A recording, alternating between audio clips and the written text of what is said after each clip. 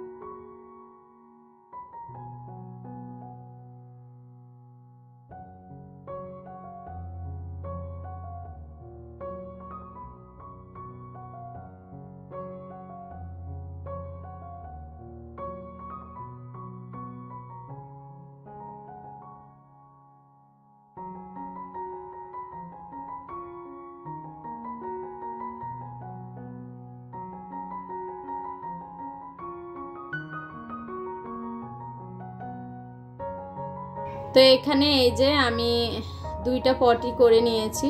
তো 2টা একটু 2 ডিজাইন করেছি। তো উপরে আমার ইচ্ছা যে উপরে একটু লেস দিয়ে দিব, তাহলে দেখতে আসলে একটু গর্জিয়াস ভালো লাগে। আর বারান্দায় যখন এরকম কালারফুল টপগুলো থাকবে তখন কিন্তু আসলে খুবই ভালো লাগবে। আমি যখন সাজাবো তখন হয়তো আপনারা উপলব্ধি করতে পারবেন। এখন আসলে 2-1টা টপ দিয়ে তো আর বিচার করা যায় না, বোঝা যায় না। তো যাই পেরেছি আঁকিবুকি করেছি। কেমন হয়েছে আমার প্রিয় আপুরা ভাইয়ারা অবশ্যই আপনারা জানাবেন আমাকে। তো এখন আপাতত আমি এই যে আমার ইনডোরে যে গার্ডেন্সগুলা সেগুলোর ভিতরে এগুলা রেখে দিব, পরে যখন সবগুলা সাজানো হবে বারান্দা সেট করব তখন করব। তো আপাতত এই যে পাশাপাশি এখন 2টা টব এখানে রেখে দিব আমি। তো এই যে কয়েকদিন আগে যেটা করেছিলাম মানি প্লান্ট, এটা বাসার ভিতরেই থাকে ইনডোরে। তো মাশাআল্লাহ গাছটা অনেক সুন্দর হয়েছে। তো গাছ আমার ভালোবাসি এটা তো সবাই জানেন, তাই আসলে গাছগুলা কোথায় রাখবো কেমন টবে দিলে ভালো হয় এটাই মাথায় ঘুরঘুর করে। তো যাই হোক এই যে টবগুলা একটু আলোতে এনে দেখাচ্ছি, আসলে কিন্তু অনেক সুন্দর হয়েছে। ভিডিওতে কেমন বোঝা যাচ্ছে আমি জানি না।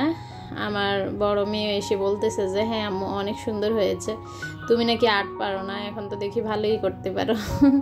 তো যাই হোক আসলে যখন এরকম কিছু শুনি বা কেউ আসলে বলে যে ভালো হয়েছে তখন আসলে ভালো লাগে।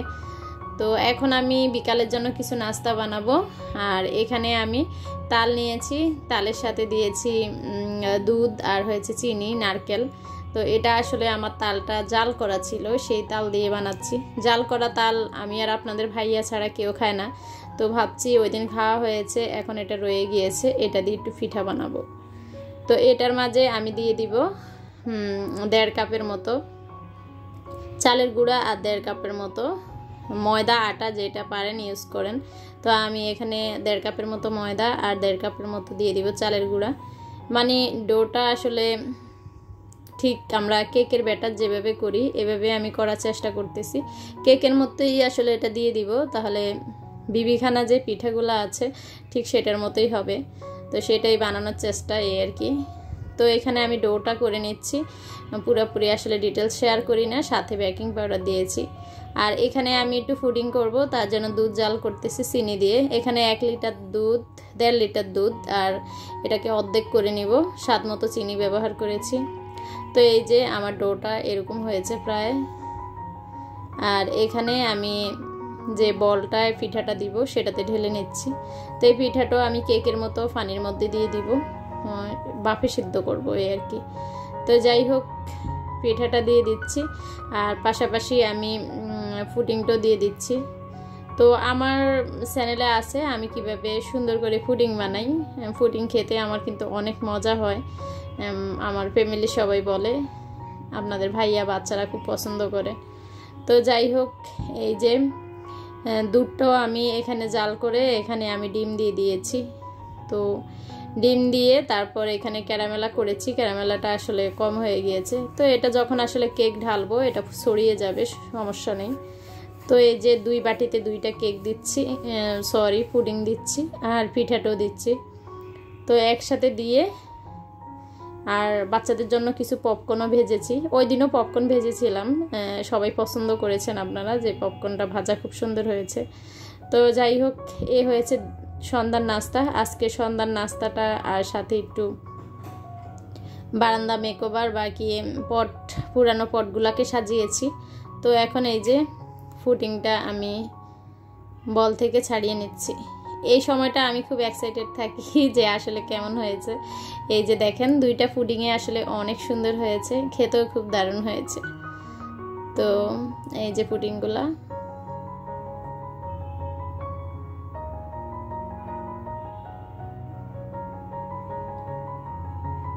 তো আশা করি আমার আজকের ভিডিও আপনাদের ভালো লাগবে। যদি এরকম পুডিং বানাতে চান বা কেউ আইডিয়া চান আমার চ্যানেলে ঢুকে দেখবেন, সুন্দর পুডিংয়ের রেসিপি অনেক আছে আমার চ্যানেলে। তাই আসলে আমি ডিটেলস শেয়ার করি না, জাস্ট সন্ধ্যার নাস্তা বানিয়েছি সেটাই শেয়ার করলাম। তো আপনাদের ভাইও বাসায় ছিল, ওনাকেও দিলাম। আজকের মতো এখানে বিদায়। আল্লাহ হাফেজ, আসসালামু আলাইকুম।